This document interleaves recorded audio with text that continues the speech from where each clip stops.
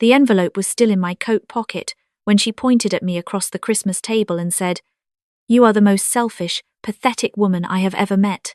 My fork was halfway to my mouth. I set it down. Slowly. My son sat at the other end of the table. He didn't move. He didn't say a word. He just stared at his plate like the mashed potatoes had suddenly become the most interesting thing in the room. My grandchildren looked at me with wide eyes. The younger one, barely 6 years old, reached over and grabbed my hand under the table. That small, warm hand was the only thing that kept me from falling apart right there. I was 63 years old. I had driven 2.5 hours to be here. I had brought the pie, the rolls, and a wrapped present for every single person at that table, and I was sitting in a chair in the corner, not at the main table, but pulled up at the edge, like an afterthought because my daughter-in-law had rearranged the seating before I arrived. I should back up. My son and I were always close. People used to tease us about it, the way he'd call me just to talk, the way he'd drive home on random weekends just to sit on the porch and drink coffee with me. After his father passed, it was just the two of us for a long time. We leaned on each other. We figured it out together. I went back to work full-time. I saved every dollar I could. I wanted to make sure he had everything he needed for college, and then some. He met her during his second year at work. She was sharp, confident, the kind of woman who walks into a room and immediately starts calculating who's useful and who isn't. I noticed that about her early on. But my son was happy, and I wanted to be happy for him. So I smiled. I welcomed her. I offered her the guest room whenever they visited. The first time I felt something was off, I ignored it. She had made a comment at dinner about how some people hold on too tight, and she'd looked right at me when she said it. I told myself I was being sensitive. I told myself it was an adjustment period. New relationships take time. I had read enough advice columns to know that a mother-in-law needs to take a step back. So I stepped back. I stopped calling as often. I waited for my son to reach out first. I declined 2 invitations to visit because she had mentioned offhandedly that she valued their private time as a couple. I respected that. I told myself I was being a good mother by giving them space. What I didn't know was that while I was stepping back, she was stepping forward, moving into every corner of my son's life. And mine. It started small. About 8 months before that Christmas, my son mentioned that they were managing their finances together, combining accounts, building toward a house. He said she was good with money. He sounded proud. I was happy for them. I didn't ask questions. Then he mentioned, casually, that my daughter-in-law had offered to help me too. She had a system, he said. Spreadsheets, automatic transfers, investment accounts. She had done it for her own parents, he said. It would just give me peace of mind. I was hesitant. I told him I liked doing things my own way. He said it wasn't a big deal, just sharing access so she could check in occasionally, flag anything unusual. He said I wouldn't even notice. I should have said no. I know that now. But he was so earnest when he explained it. And I didn't want to be the difficult one. The one who makes things harder. I had spent so much energy trying not to be that woman that I handed her the password to my savings account and told myself it was fine. It was not fine. 3 months later, I got a notice from my bank. A routine summary. Mailed to the house the old-fashioned way because I'd never switched to paperless statements. I almost didn't open it. I set it on the kitchen counter for 2 days before I finally sat down with my reading glasses and went through the numbers. I read the page 3 times. Then I sat very still for a long time. $42,000. Gone from my retirement savings in small, careful increments over 11 weeks. Never more than $4,000 at a time. Each transfer had a note attached. Home improvement planning. Investment vehicle. Reallocation. I am not a foolish woman. I taught middle school science for 31 years. I balanced a household budget alone for more than a decade. I know what theft looks like, even when it is dressed up in spreadsheet language. I did not call my son. I know that seems strange, but I needed to be sure before I said a word. I needed proof that couldn't be argued with, dismissed, or explained away. So I called my bank. I called a lawyer. I spent 3 weeks gathering every statement, every transfer record, every login timestamp.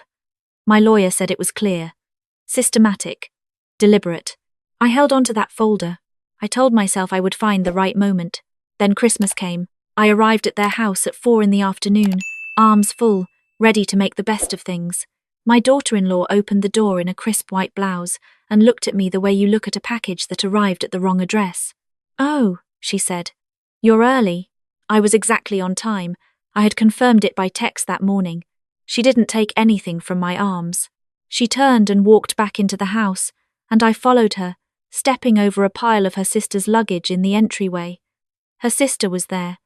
Her brother and his girlfriend were there. Her college friend and that friend's husband were there. It was a full house of her people. I was the only one from my son's side of the family, aside from my sister-in-law, who had been specifically told by my daughter-in-law that dinner was an intimate gathering this year. My sister-in-law had cried when she called to tell me she hadn't been invited. The kitchen smelled wonderful. I'll give her that. She was a good cook.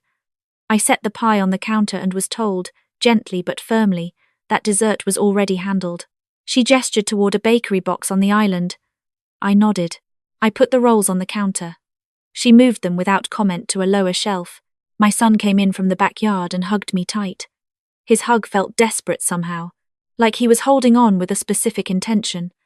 I pulled back and looked at his face. He smiled, but it didn't reach his eyes. "You okay?" I asked quietly. "Fine, Mom. Glad you're here." He glanced over my shoulder at his wife, and something passed over his face that I couldn't quite read. Dinner was ready at 6. The table seated 10 comfortably. There were 11 of us. Guess who got the folding chair pulled up to the corner? I sat down without complaint. My grandchildren sat near me, at least. My younger grandchild crawled into my lap before being redirected to her own seat. My older grandchild whispered to me that he had made me a Christmas card at school. He pulled it out of his pocket, a little crumpled. A drawing of a house with a sunshine and 2 stick figures. He had written Grandma in careful, crooked letters at the top. I had to press my lips together hard to keep from crying. The meal went fine for about 40 minutes. Conversation moved around the table in the way it does when most people don't know each other well. Her brother talked about a renovation project. Her college friend talked about a trip to Portugal. My daughter-in-law refilled glasses and accepted compliments on the food with practiced grace. I ate quietly. I answered when spoken to. I laughed when something was funny. I was being good. I was being so deliberately, exhaustingly good. And then her sister said something about the house they were planning to buy. "It's going to be beautiful," her sister said, beaming. "That neighborhood, the square footage, the yard for the kids. You two have really put it all together." My son looked up from his plate. My daughter-in-law smiled. "It took a lot of planning," she said. "A lot of creative thinking about how to pull the funds together." She did not look at me, but something shifted in her jaw, a small tightness, like she was aware that she had almost said too much in front of the wrong person. I looked at my son. He was still looking at his plate. I thought about the folder in my bag. I had brought it. My lawyer told me I didn't have to do anything that night, that the legal process was already in motion, that a letter had been sent that week, but I had brought it anyway, just to have it close. "It must be nice," I said, "to be so good at planning ahead." My daughter-in-law finally looked at me, and something cracked open behind her eyes. "I'm sorry," she said, setting her fork down. "Did you want to add something to this conversation?" The table got a little quieter. "Not at all," I said. "Just agreeing with your sister. Planning ahead is important. Because I'd love to hear what you think," she said, and her voice had gone smooth and deliberate, the way a knife goes quiet right before it cuts. "Since you seem to have a lot of opinions about how we run our lives." "I don't," I said. "Really?" She folded her hands on the table. "Because you've made it very clear since the beginning that you think I'm not good enough for your son, that I don't manage things correctly, that everything I do is somehow lacking. I've never said anything like that. You don't have to say it. It's in every look, every little comment, every time you show up here and rearrange things in my kitchen without asking. I had moved a dish rack once. One time.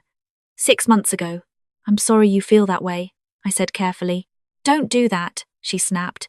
"Don't give me the therapy speak non-apology. You're not sorry. You've never been sorry. You have spent 4 years trying to come between me and my husband, and I am done being polite about it." The table was completely silent now. Her brother had put his fork down.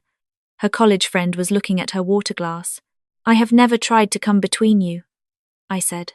"You call him constantly." "I call my son, yes. You show up unannounced. I called ahead today. You confirmed the time. You undermine me in front of my children. That one landed differently." I felt my hands go still in my lap. Your children, I said, are also my grandchildren, and you use that as an excuse to insert yourself into every corner of our family. You cannot let go. You are clingy and needy, and frankly, she paused, and I saw her decide to say the next part, watched her make the choice deliberately. It is embarrassing. You are an embarrassing, lonely old woman who cannot accept that her son has moved on. The 6-year-old made a small sound beside me. I did not cry. I want to be clear about that. I felt the burn behind my eyes, but I did not cry. I had cried plenty in the past 3 weeks, alone in my kitchen with the bank statements spread out on the table. I was done crying over this woman. My son's chair scraped back. That's enough, he said. My daughter-in-law turned to him with surprise in her face, like she had expected him to stay quiet, like she had counted on it. Nathan, I said, that's enough. He wasn't loud. That was the thing. He didn't raise his voice. He stood up slowly, the way someone stands up when they have made a very calm, very final decision, and he looked at his wife with an expression I had never seen on my son's face before.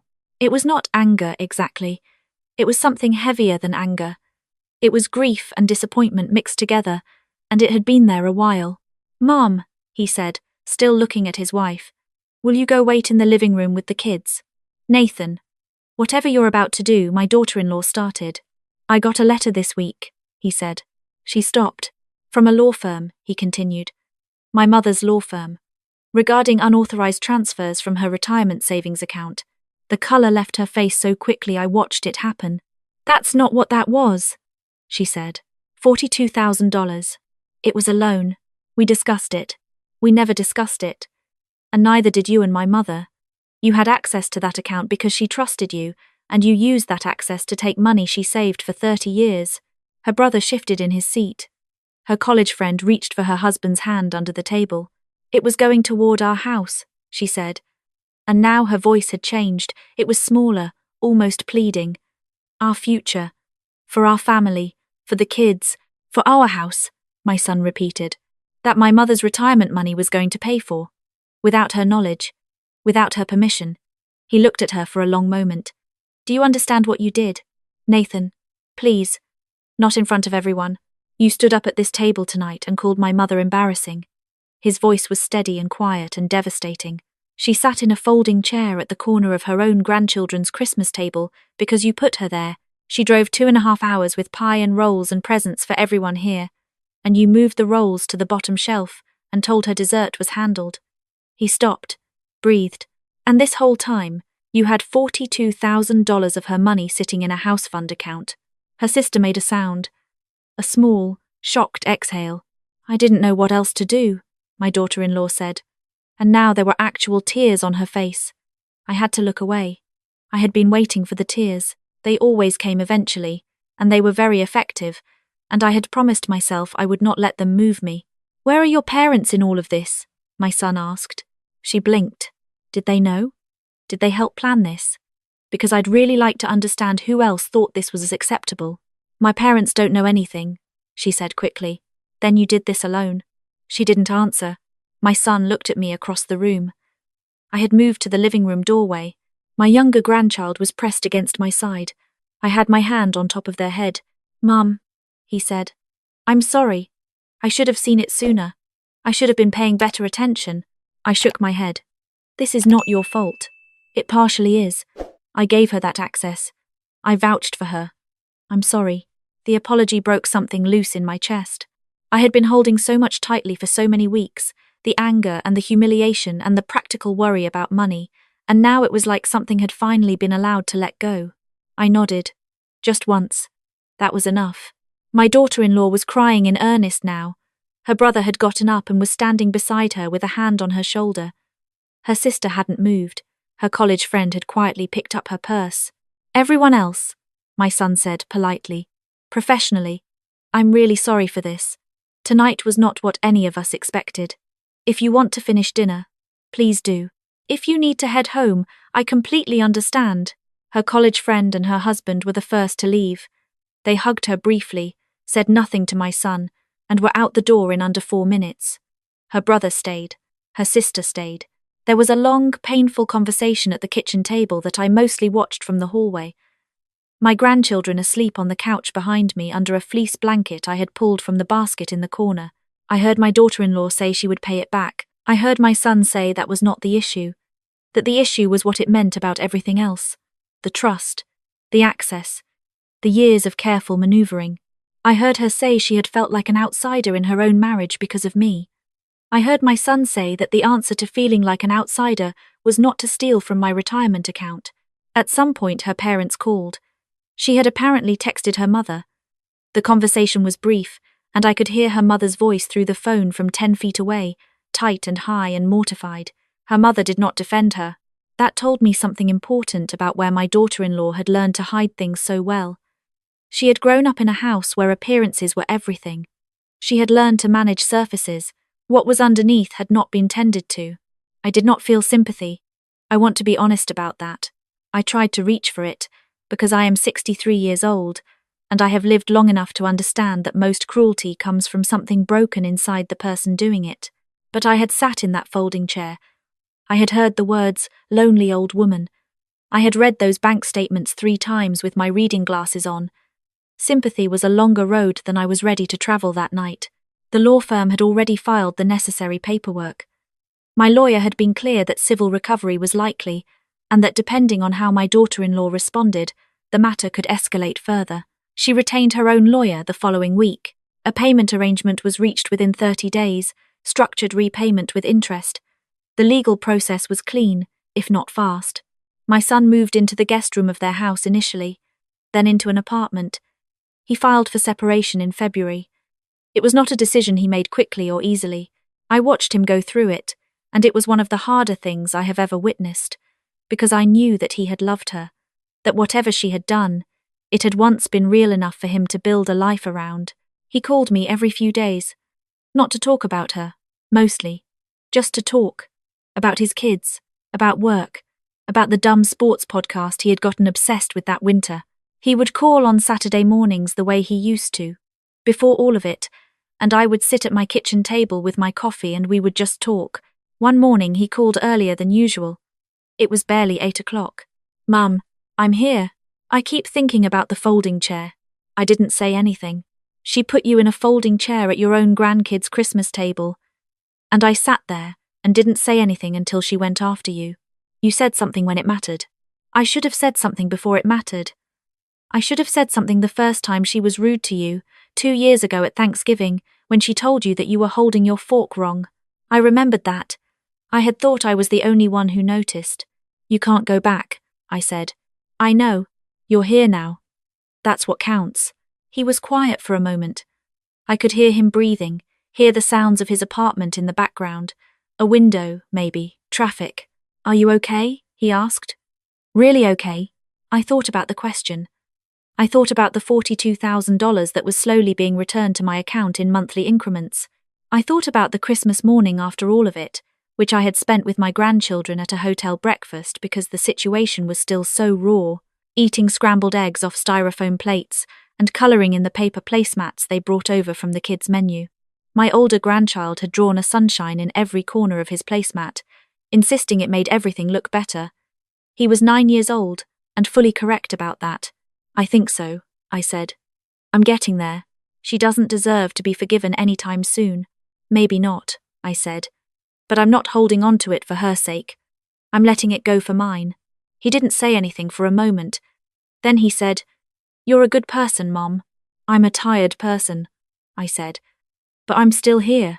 My daughter-in-law completed the repayment in full within 18 months.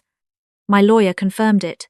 The check arrived on a Tuesday, and I sat with it at the kitchen table for a while before depositing it. I didn't feel triumphant. I mostly just felt tired and relieved in equal measure. I still see my grandchildren. Every other weekend when my son has them, they come to me. We bake things and watch old movies, and they explain video games to me with the patient, slightly pitying energy that only children have when teaching technology to grandparents. My younger grandchild has started calling me on my cell phone independently, which means I receive approximately 3 FaceTime calls a week that consist mostly of her holding the camera at strange angles and narrating whatever she is doing. I pick up every single time. My sister-in-law came to visit in the spring. We sat on my porch with iced tea, the way we used to before things got complicated. and she told me she was proud of me. For what? I asked. For not falling apart, she said. I would have fallen apart. I fell apart, I said. I just did it privately, in my kitchen, over several weeks. She laughed. I laughed. It was the good kind of laugh. The kind that only comes after something difficult is genuinely behind you.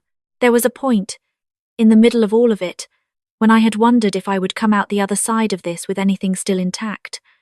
My savings had been touched. My sense of safety had been touched.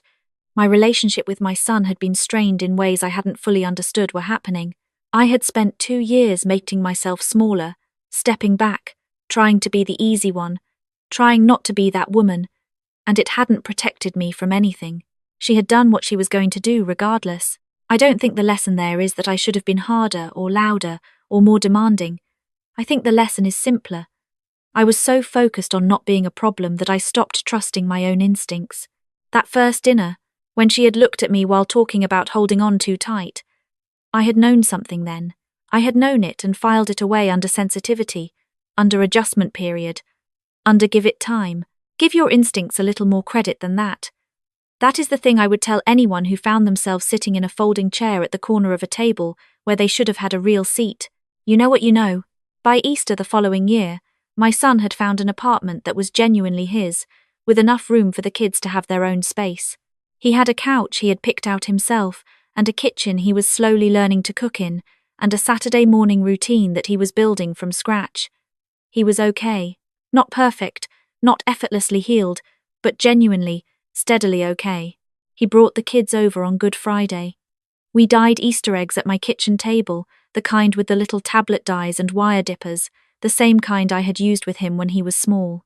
My older grandchild went very methodical about it, one colour at a time, careful, deliberate. My younger grandchild dipped everything in every colour simultaneously and ended up with eggs that were a deep brownish purple, which she declared were the best ones. She was not wrong about that either. My son and I cleaned up the kitchen after the kids went to watch television, side by side at the sink, and he said, quietly, "You never gloated." "No," I said. "I expected you to. A little bit, even just once, wouldn't have helped anything. It would have been understandable." I handed him a dish to dry. "A lot of things are understandable," I said, "that still aren't worth doing." He nodded, dried the dish, set it on the counter. "Thank you," he said, "for how you handled all of it, for not making it harder than it already was." "I'm your mother," I said. "That's what I'm here for." He put the dish towel down and hugged me the way he used to hug me when he was young, when things had been hard and simple at the same time, and he needed to be reminded that someone was there and would keep being there. I hugged him back. I had always been good at that particular thing, staying, holding on just the right amount. Outside the kitchen window, the maple tree in my backyard had started to bud again. Every year without fail, right around this time, that tree does what trees do. It comes back. It starts over. It puts out something new from the same old roots. I have always found that quietly remarkable. I set the last dish on the drying rack and reached over to squeeze my son's hand once before letting go. And that was enough. That has always been enough.